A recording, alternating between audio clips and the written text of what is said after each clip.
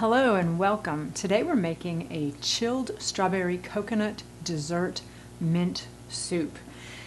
This is such a fabulous soup to use in the summertime when strawberries are fresh and delicious at your local farmer's market. Right now it's early June and strawberries are plentiful. They are delicious, they're fresh, and they taste so much better when you get them fresh from the farmer's market instead of sitting on a shipping container for weeks at a time. Go ahead and get them fresh at your local farmer's market. You can also grow them yourself. It's a great time of year to do that, but fresh, local, in-season strawberries. All right, so before we get started making our soup, we're going to be using this utensil today. Any guesses as to what this is? And if you know what it is, write it in the comments. We can see who will be the first to get it right. And what this is, because this is used in this. So let me know if you have a guess. All right. It will also be in the notes and the recipe. But go ahead and guess before you look at that. All right, so we're using a blender today. You could also use a food processor. And we're taking 24 ounces, which is roughly 4 cups of fresh chopped strawberries.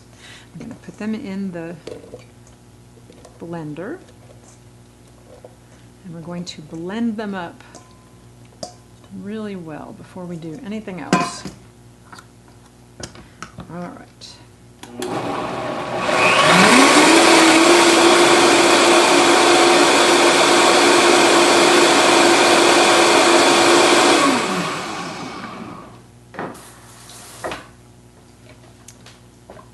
We want to get them completely blended, so we'll take a look.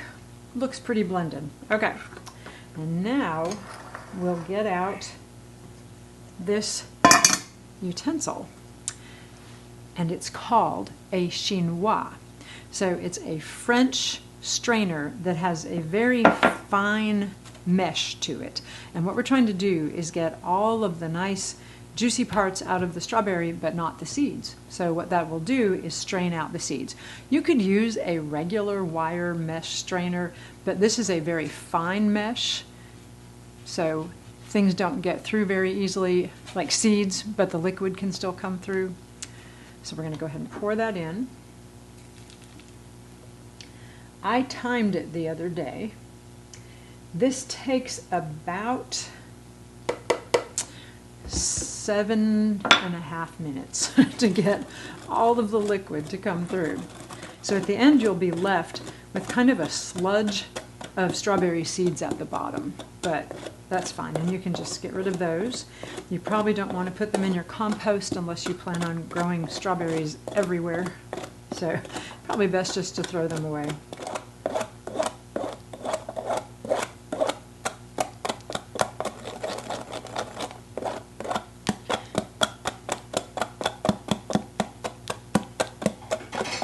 That looks about like all I'm going to get through this.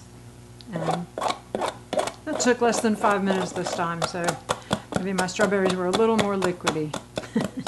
And so what's left is this nice puree. It's very smooth and creamy. And then we're adding to that 3/4 of a cup of coconut milk. And what I have is light organic coconut milk, but you want to use the light coconut milk. Do not put it in the refrigerator first because it'll start separating out. You want to actually take the can and give it a good shake, and then pour in 3/4 of a cup of that coconut milk. And then depending on how sweet or tart your strawberries are, and you can just taste and see, we'll add some agave nectar or coconut nectar, and that's up to you. And you can have maybe a tablespoon to 2 tablespoons, depending on how sweet or tart your strawberries are. The juice of about half of a lime. And I just squeezed a lime, half of a lime. And remember, to get juice out of the lime easier, you want to take it and roll it on the counter a few times and give it a good push onto the counter and make it kind of soft and mushy, and you're going to get a lot more juice out of it that way. So we're adding juice of about half a lime, so 2 to 3 teaspoons. And then just a pinch of sea salt because it helps bring out that the flavor. You do not have to use salt. If you don't have salt in your diet, don't use it. That's fine. But remember, if you do use salt, use iodized sea salt. Iodized salt, because iodine is an essential nutrient or an essential mineral in our diets. Ooh, this looks so pretty. And then to serve, you can make it really decorative by taking a little bowl, scooping some up into your bowl, and then topping it. We're going to top this with fresh chopped mint. So this is mint from my garden. This one is Kentucky kernel mint.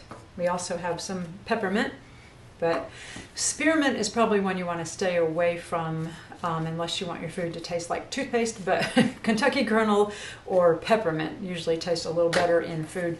So this is a pair of scissors my mother gave me several years ago. I don't know if anybody can see that, but they have several blades to them, so they chop things into little serrated bits.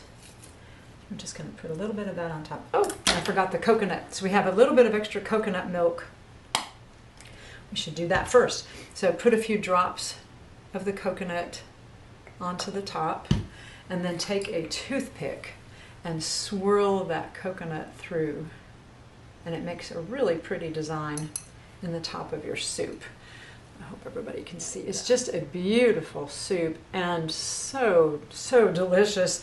I made it last weekend and had my mom try it, and she said, this tastes like something you would get on a cruise ship. So, that I took that as a compliment, because cruise ships always have really good food. So this is your own cruise at home. So if you can't go on a cruise right now, I don't think any cruise lines are sailing just yet. So put on some calypso music and have a bowl of strawberry coconut mint soup, and you'll feel like you're on your own private cruise.